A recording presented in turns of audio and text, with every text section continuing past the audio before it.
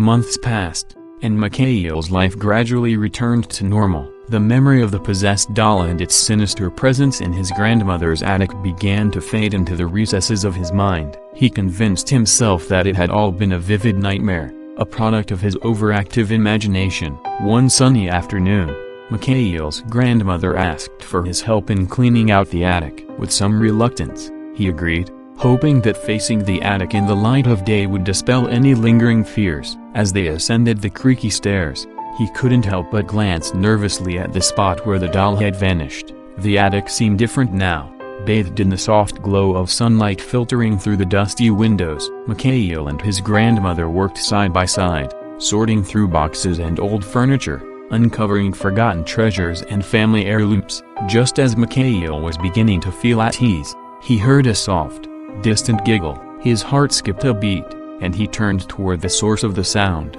There, tucked away in a corner, was the same sinister doll, its porcelain face now gleaming in the sunlight. His grandmother noticed his distress and followed his gaze. "Oh, you found my old doll," she said with a smile. "I thought I had lost her years ago. She was a gift from my great-grandmother." Mikaeel's eyes widened in disbelief.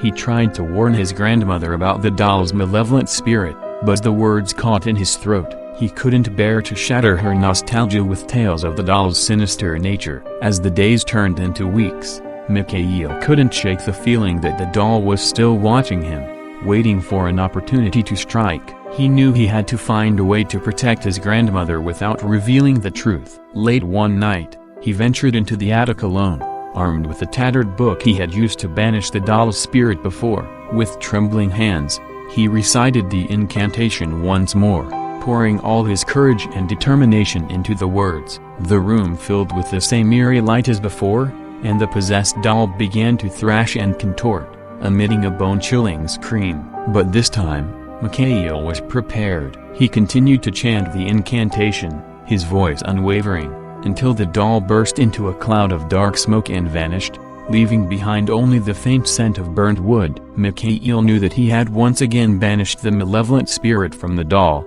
but this time, he was certain it would not return. With a sigh of relief, he descended from the attic, feeling the weight of his responsibility lifting from his shoulders. From that day on, Mikaeel and his grandmother continued to cherish the old house and its hidden treasures, but they both knew to be wary of what lay in the shadows, for the mysteries of the past could sometimes be more chilling than they ever imagined.